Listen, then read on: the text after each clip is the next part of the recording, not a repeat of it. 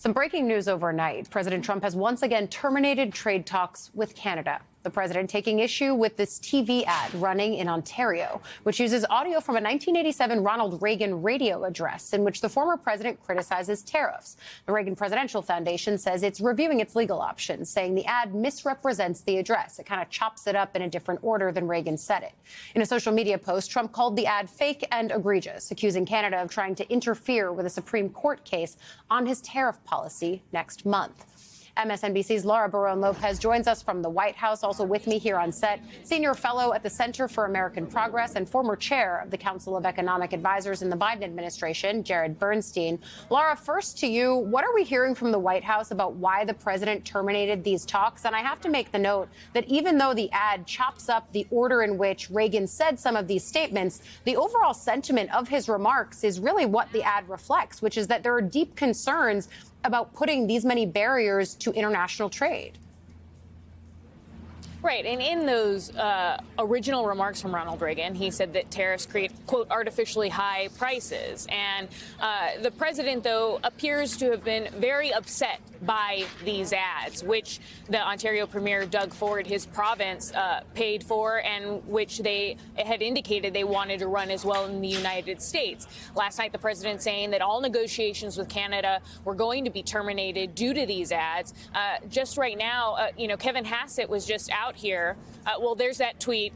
That's from this morning where the president said Canada cheated and got caught. And Canada is trying to illegally influence the United States Supreme Court in one of the most important rulings in the history of our country. So doubling down again this morning, the president there, after initially saying last night that he was going to terminate all negotiations because of these ads. But Kevin Hassett, the director of the National Economic Council, was just out here on the North Lawn of the White House, and I asked him if there was anything else that really set off the president, and he essentially said no, but that he couldn't answer that question. He wasn't as privy to if there was something more recent that had happened, but he described ongoing negotiations with Canada as difficult, said that that is also why they have ultimately separated negotiations from Canada and Mexico and are negotiating alone with Mexico. But in response to this criticism, the Ontario Premier, Doug Ford, said that Canada and the United States are friends. He posted that this morning, neighbors and allies, and that President Ronald Reagan knew that the two allies are stronger together, Allie. But, Jared, this isn't the first time that Trump has canceled talks with Canada. Back when they started responding to the initial round of tariffs, they were lashing out with electricity, with dairy companies, and that, of course, angered the White House as well. But what's the message that it sends to our allies, the other people who we are trying to do trade with and negotiate these deals with, that they can be on, then off, then on, then off on a whim? Exactly. This is really problematic on a number of levels. First of all, Canada is a very important trading partner with us, both in terms of our exports to them and our imports from them. And the on and off again characteristic that you just mentioned, that's really problematic from the perspective of markets, businesses, and the Federal Reserve. The Fed would actually like to, quote, look through the tariffs, meaning they're a one-time import tax, they raise the level of prices, but they don't keep putting ongoing pressure on inflation, the rate of price growth. But if you never settle in, if you keep going back and forth and keep boosting all this uncertainty, then that uncertainty just gets amped up, and that ability to look through the tax increase is compromised. Yeah, the Fed likes certainty, markets like certainty, and yet they seem to have all baked in the fact now that uncertainty is the name of the game when it comes to this tariff agenda from the administration. And yet, I imagine the other person who's looking very closely at the way that these deals are coming together are the Chinese, specifically President Xi Jinping, who Trump is meeting with in just a few days when he goes to APEC. What are the stakes of that trade relationship? Because Canada is important, but China is really a huge slice of this pie. No question. China is probably our most important trading partner. And if you talk about tariffs at the level that the president has been touting, the 100% neighborhood or above, that's an embargo. That would essentially mean zero trade with China back and forth, which, by the way, our soybean farmers are already experiencing, and that's China retaliation. I mean, one reason why consumer pass-through of these tariffs has been somewhat mild, somewhat moderate. It's there.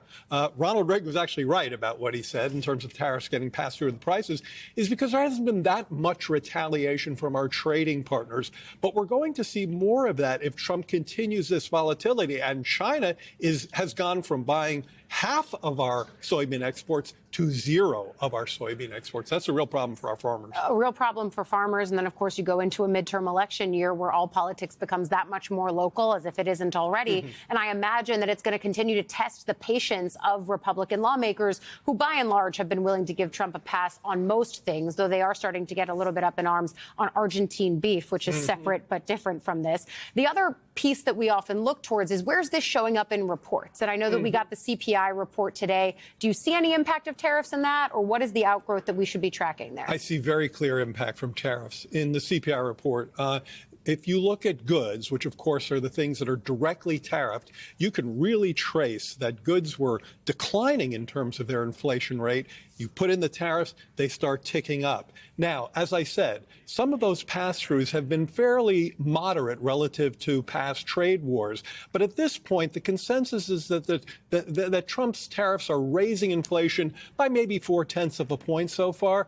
Now, inflation year over year is 3%. And if you look at the trend of inflation before the tariffs, we had disinflation. Month after month, year after year, you saw inflation coming down, decelerating. Put in the tariffs, it starts ticking up. It starts accelerating. So look, if the tariffs aren't in the data, like the Trump administration likes to say, then why is inflation continue to be sticky and even ticking up? 3% year over year, that's about a point above the Fed's target. So tariffs are in there. They're not in there as much as some people worried, but they're in there. Yeah, they're in there, and we'll continue watching to see how they appear. Laura Barone Lopez and Jared Bernstein, thank you both for coming on.